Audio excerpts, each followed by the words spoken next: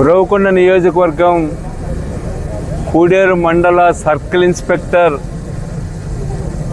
రాజు అరాచకాల్ని దుర్మార్గాలకు వ్యతిరేకంగా ఈరోజు వైఎస్ఆర్ కాంగ్రెస్ పార్టీ ఆధ్వర్యంలో అనంతపురం పట్టణంలో ర్యాలీ నిర్వహించి ఎస్పీ కార్యాలయం ముందు బైఠాయించి ఇక్కడ నుంచి ఎస్పీ గారి ఆఫీసులో మెమరాండాన్ని కూడా ఇవ్వడం జరిగింది.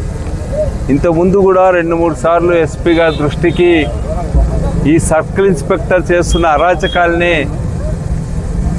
తీసుకురావడం జరిగింది. ఒక థర్డ్ రేట్ మనిషిలాగా ఈ సిఐ బిహేవ్ చేస్తూ ఉన్నాడు. నోటికి అదుపు లేకుండా, ఎదుటి వారికి ఆత్మగౌరవం ఉంటుందనేటువంటి ఆలోచన కూడా లేకుండా అనాగరికంగా ప్రవర్తిస్తూ ఉన్నాడు. ప్రజాప్రతినిధులు, దళితుల పట్ల, పెద్ద మనుషుల పట్ల ఆయన అత్యంత ఘోరంగా మాట్లాడడం, అవమానపరచడం చేస్తూ ఉన్నాడు. తోటి పోలీసులు కూడా ఆయన ప్రవర్తన పట్ల అసహించుకుంటూ ఉన్నారు. ఈ మధ్య కాలంలోనే కడదరుగుంట అనేటువంటి గ్రామంలో అక్కడ వాళ్ళ పొలంలో మట్టి తవ్వుకున్నారని చెప్పి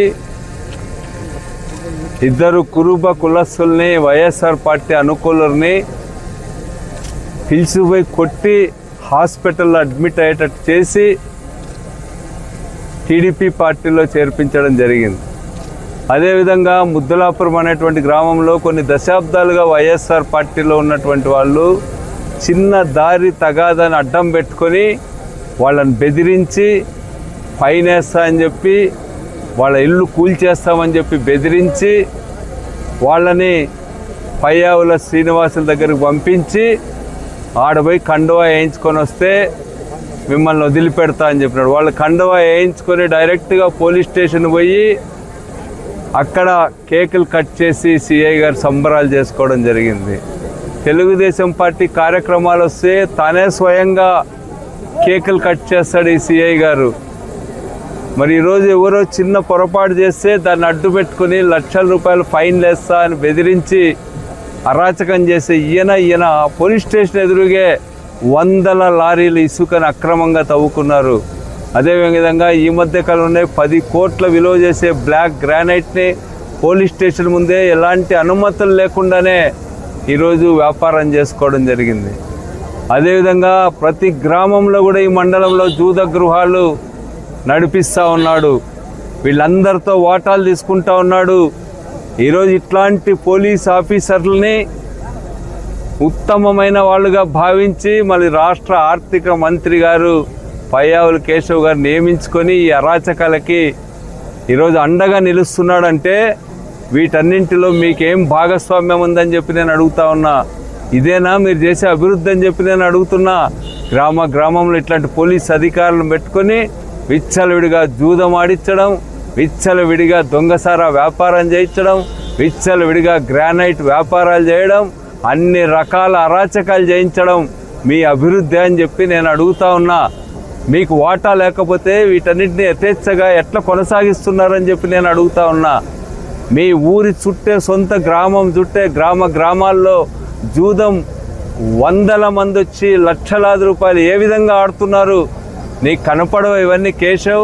నోరెత్తితేనే అభివృద్ధి అని చెప్పి చాలా అభ్యుదయవాదిగా మాట్లాడుతూ ఉంటావే, మరి ఇవన్నీ నీకు కనపడవా? నీ నియోజకవర్గంలో ప్రజల్ని వ్యసనపరులుగా మారుస్తున్నటువంటి ఇలాంటి వాటన్నిటిని ఏ విధంగా అనుమతిస్తున్నారు మీకు సంబంధం లేకపోతే అని చెప్పి నేను అడుగుతా ఉన్నా.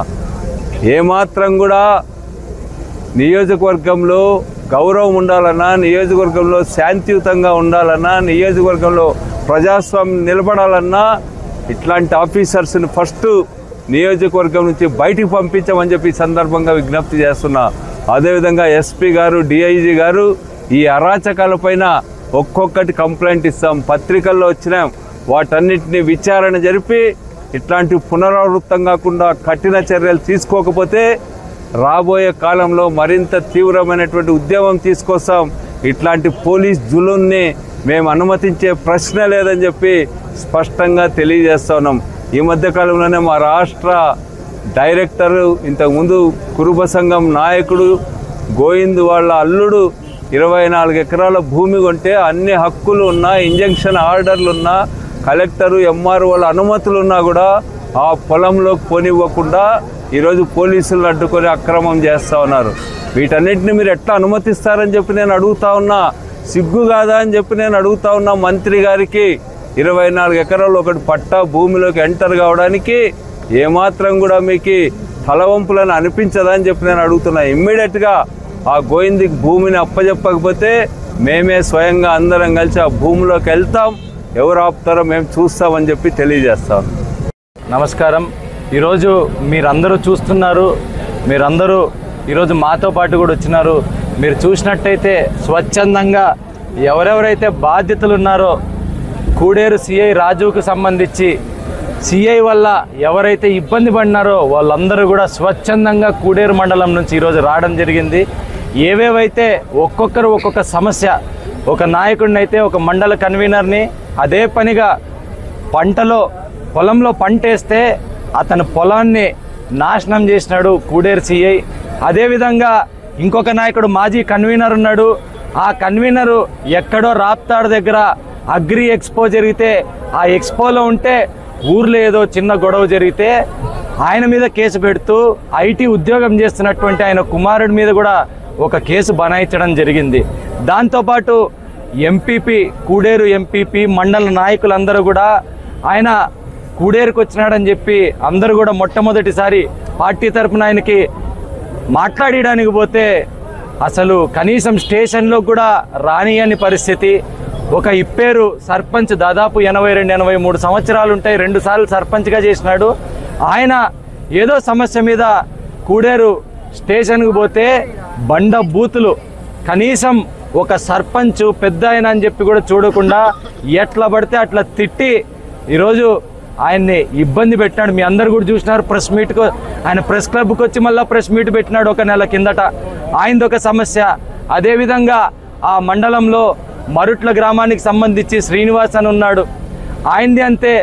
బోరు బండి పర్మిషన్ ఉన్నా సరే పర్మిషన్ లేదని చెప్పి ₹1,00,000 ఫైన్ ఆయనకి వేయడం జరిగింది. దాంతోపాటు